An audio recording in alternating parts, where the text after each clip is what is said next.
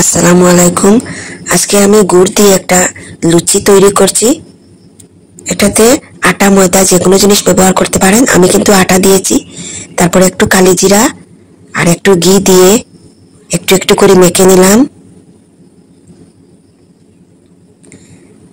মেখে তারপরে আমি একটু একটু করে জল দিয়ে আবার মেখে নিলাম। আবার আমি একটু জল দিলাম, আন্দাজ করে জল দিয়ে মেখে একটা ডো তৈরি করলাম। ডোটার উপরে আবার আমি একটু ঘি দিলাম।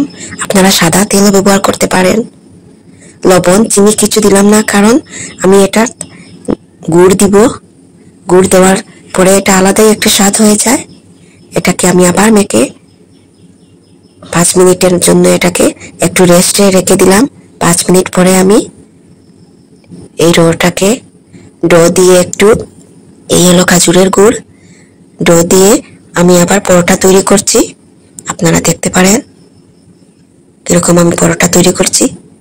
পরোটা তৈরি করতে আপনারা হয়তো অয়েলও দিতে পারেন আর ময়দাও দিতে পারেন। আমি প্রথমে যে জায়গা ঘি দিয়ে দিয়েছি, এই জন্য আর কিছু না দিয়ে ময়দা দিয়ে। এখন দেখুন আমি, এটাই হলো খাজুরের গুড়।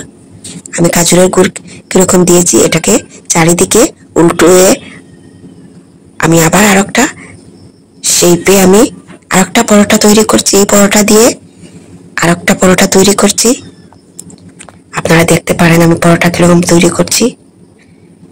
এই আমি একটু একটু করে ময়দা দিয়ে দিলাম নিচে না লাগার জন্য। সুন্দর করে একটা পরোটাটা বড় করে তৈরি করছি। এই পরোটা দিয়ে আমি অনেকটা লুচি তৈরি করব। আপনারা দেখতে পারেন এটা কিন্তু খুব স্বাদ, বাচ্চারাও খেতে পারে। এটা খুব ফুলকুনি হয় বা সফট হয়। আপনারা নাস্তার মধ্যে এটাকে ব্যবহার করতে পারেন। দেখুন আপনার অনেক মজা, অনেক স্বাদ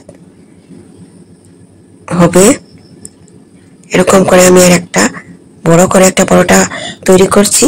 এখন আমি ছুরি বা ধার চামচ এরকম কিছু দিয়ে কয়টা লুচি তৈরি করছি। দেখুন আপনারা